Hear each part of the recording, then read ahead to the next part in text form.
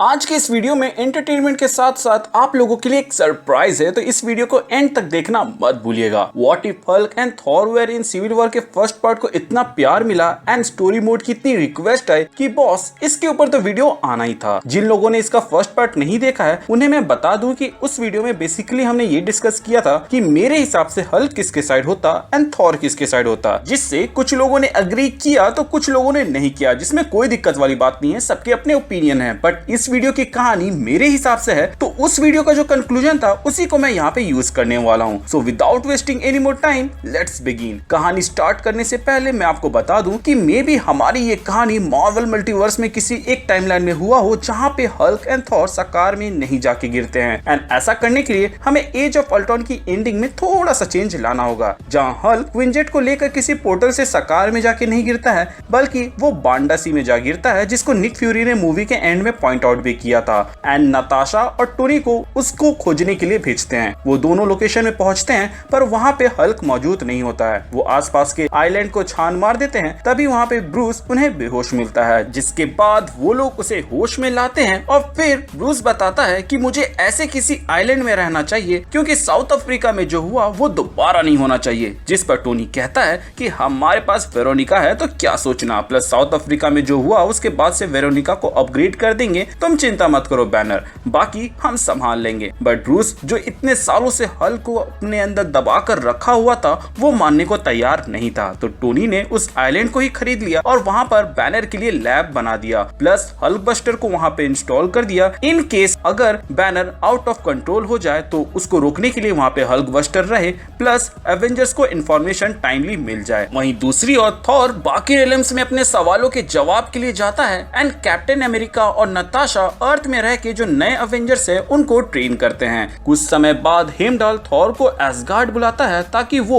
उसको जेन से मिलने के लिए मना सके। एज रियलिटी स्टोन का होस्ट बनने के वजह से जेन को कैंसर है, जिसके बारे में उसको पहले से ही पता था, बट वो नहीं चाहती थी कि तुम उसके वजह से टेंशन में आओ, इसीलिए उसने जानबूझकर ब्रेकअप किया। एंड क्योंकि उसका आखिरी समय आ गया था तो सोचा कि मैं तुम्हें बता दूं, जिसको सुनते ही थॉर गुस्से में डायरेक्ट अर्थ जाता है एंड जेन से पूछता है कि उसने सच्चाई क्यों छुपाई। अगर तुमने इसके बारे में मुझे पहले बताया होता तो हम तुम्हें एसगार्ड ले जाते जहां इसका इलाज मिल सकता था। जिस पर जेन कहती है कि मैं यही तो नहीं चाहती थी थॉर, मुझे मालूम है कि तुम मुझे बचाने के लिए कुछ न कुछ करोगे जिसकी मुझे कोई जरूरत नहीं। मैं पैदा नॉर्मल ह्यूमन के जैसे हुई थी एंड मरूंगी भी उसी की तरह। जस्ट बिकॉज मैंने गॉड ऑफ थंडर से प्यार किया मुझे कोई स्पेशल प्रेफरेंस नहीं चाहिए। सेम रीजन कॉमिक्स में जेन ने दिया था तो सोचा क्यों ना उसको यहाँ पे यूज कर दूं। वैसे माना जाता है कि इसी रीजन के वजह से वो वर्दी बनी थी माइटी थॉर बनने के लिए। So what if Thor love and thunder movie के अंदर भी ऐसा ही कुछ हो। एंड व्हाट इफ से याद आया कि व्हाट इफ मैं आपको बताऊं कि आप हर ऑनलाइन शॉपिंग पे कैशबैक पा सकते हो, अब चाहे उसमें कैशबैक हो या ना हो, मतलब कि फ्री के पैसे प्लस बचत। And being a typical Indian जहां बचत की बात हो उसके बारे में जानने की इच्छा तो सबको होगी, इसीलिए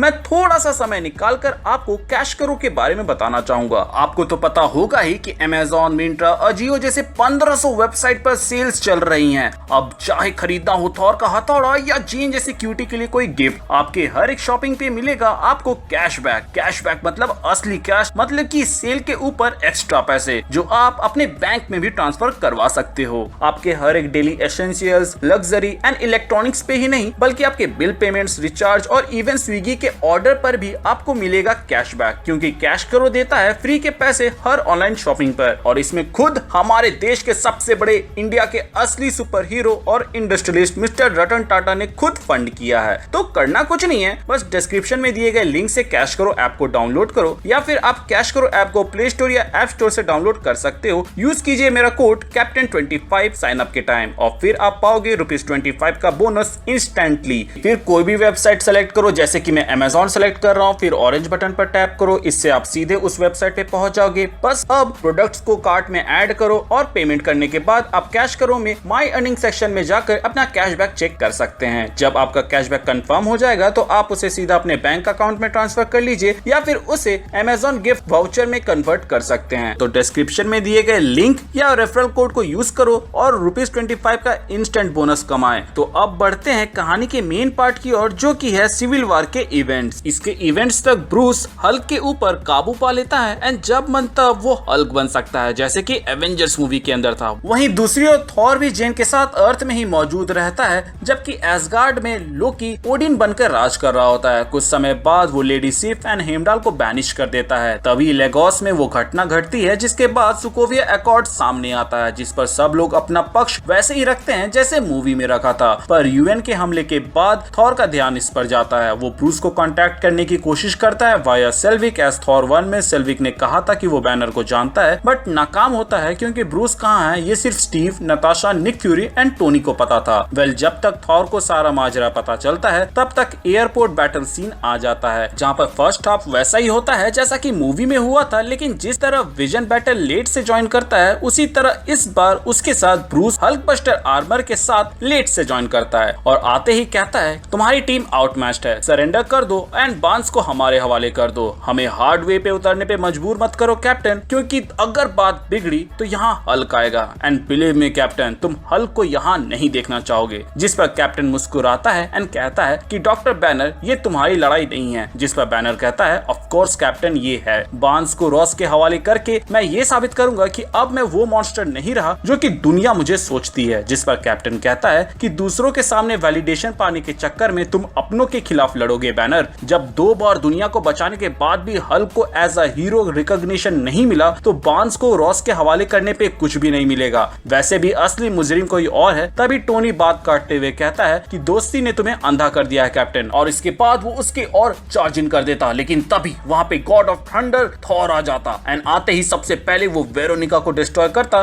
ताकि वो रिपेयरिंग पार्ट्स ना दे पाए हल्कबस्टर आर्मर को। जिसके बाद वो टोनी की ओर देखता एंड कहता ये क्या तरीका हुआ अपने दोस्तों से बात मनवाने का। जिसके बाद वो टोनी की ओर चार्ज इन करता एज सामने वाली टीम को वही लीड कर रहा था। थॉर को ऐसे आते देख टीम आयरन मैन एक दूसरे को देखने लगते हैं क्योंकि थॉर यहाँ पे आउट ऑफ सिलेबस था। लेकिन तभी ब्रूस जो कि टोनी के पीछे हल्कबस्टर आर्मर में था वो हल्क में बदलते हुए टोनी के थोड़े से आगे में जाके थॉर को एक पंच मारकर उसी पॉइंट पे रोक देता है एंड कहता है कि बहुत जल्दी में लग रहे हो थॉर, जब तक पूरी बात पता ना हो साइड नहीं लेना चाहिए। जिस पर थॉर कहता है कि मैंने न्यूज़ देखा था जिसमें बांस को हत्यारा बताया गया है। जिस पर हल्क कहता है कि जब तुम्हें सच्चाई पता है तो तुम कैप्टन की साइड क्यों ले रहे हो। जिस पे थॉर कहता है कि मुझे कैप्टन पे भरोसा है, अगर वो किसी चीज के लिए लड़ रहा है तो वो सही ही होगा, प्लस मैं कैप्टन की साइड नहीं हूँ, मैं बस इस जंग को रोकना चाहता हूँ। जिसके बाद वो हल्क को म्योनिर से मारता है एंड वहां वांडा उसको थोड़ा सा अपलिफ्ट कर देती है अपने फोर्स फील्ड की मदद से। जिसके बाद एंटमैन जायंट मैन बनकर हल्क को एक किक करता है और वो दूर जाके गिरता है। ये मौका क्रिएट कर देता है कैप्टन एंड बांस के लिए प्लेन की ओर जाने का, जहां थॉर विजन को रोकने के लिए जाता है एज विजन कैप्टन और बांस को पकड़ने के लिए जा रहे थे। विजन यहाँ पे थॉर के साथ उलझ जाता है, लेकिन थॉर यहाँ पे विजन को एक भी बार पंच नहीं कर पा रहा होता है। एज जैसे वो पंच करने जाता विजन खुद को फेस कर लेता। अपने फेजिंग पावर का फायदा उठा के विजन भी टाइम आने पे एक एक पंच मारता, जिसके बाद से थॉर फ्रस्ट्रेट हो जाता। उसके बाद से वो लाइटनिंग समन करता जिसको हल्क दूर से देखता और उसका गुस्सा इंटू 100 हो जाता। जिसके बाद वो साउंड बैरियर को तोड़ते हुए चार्ज इन करता, जिसके बाद वो एक बड़ा सा जंप लेता जिससे सबका ध्यान उसकी ओर खींचा चला जाता। फ्राइडे कैलकुलेट करके बताती कि जिस हिसाब से हल्क यहाँ आ रहा है, अगर वो लैंड किया तो ये एयरपोर्ट क्या उसके आसपास की जगह की भी धज्जियां उड़ जाएगी। जिसके बाद टोनी हल्क को शांत होने के लिए बोलता है, लेकिन हल्क इसकी एक नहीं सुनता है। थॉर अपने लाइटनिंग को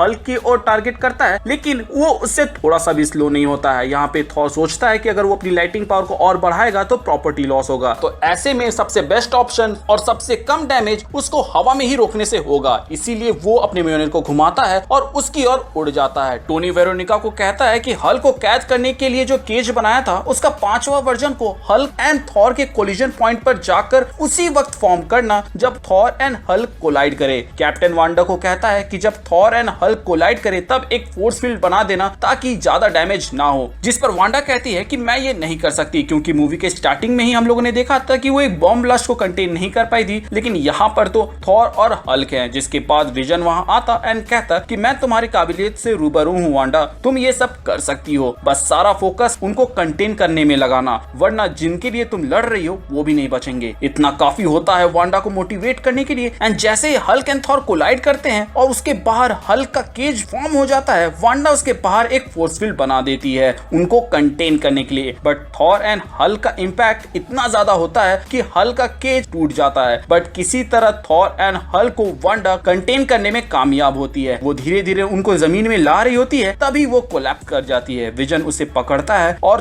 थॉर एंड हल्क जिस फोर्स फील्ड के अंदर में थे उससे धुआं उठता है और थॉर कहता है कि ये दर्द काफी हफ्तों तक रहेगा, जिस पर हल्क कहता है कि चिंता मत करो, हम लोगों ने सेडेटिव गैस को इतना सूंघ लिया है कि कुछ ही देर में हम बेहोश होने वाले हैं। जिस पर टोनी वहां आकर पूछता है कि हल्क तुमने ये क्या किया, जिस पर हल्क बताता है कि मुझे लगा था कि थॉर लाइटनिंग अटैक करने वाला है तुम्हारे ऊपर और नताशा के ऊपर, और भी कई सारे ऐसे लोग थे जो कि वहां पे लाइटनिंग को नहीं बर्दाश्त कर सकते थे और ना ही डॉज कर सकते थे। तो मुझे लगा था कि अगर मैं थॉर का टारगेट बन जाऊंगा तो थॉर अपनी लाइटनिंग मेरी और टारगेट कर देगा और सारा ताकत मुझे रोकने में लगा देगा, और जैसा मैंने सोचा वैसा ही हुआ। जिसको सुनते ही थॉर कहता कि मैंने बहुत ही वीक लाइटनिंग को समन किया हुआ था और मैं अपने लाइटनिंग को इस हद तक कंट्रोल कर सकता हूं कि कौन सा लाइटनिंग कहां गिरेगा वो मेरे हिसाब से है। मैं अपने दोस्तों को यहाँ पे चोट पहुंचाने नहीं आया था और मैंने पहले ही बताया था दोस्त कि मैं इस जंग को रोकने आया हूँ, मैं किसी को भी चोट नहीं पहुंचाना चाहता था। वो लाइटनिंग सिर्फ विजन को रोकने के लिए था। जिसके बाद टोनी कंटिन्यू करते हुए कहता कि सिर्फ विजन को रोकने के लिए या फिर कैप्टन को ओपनिंग देने के लिए, क्योंकि हमारा ध्यान जब तुम पे था तो कैप्टन यहाँ से निकल गया। क्या शुरू से ही यही तुम्हारा प्लान था या फिर ये सब सिर्फ एक कोइंसिडेंट था? जिसके बाद थॉर मुस्कुराते हुए कहता कि टोनी टोनी टोनी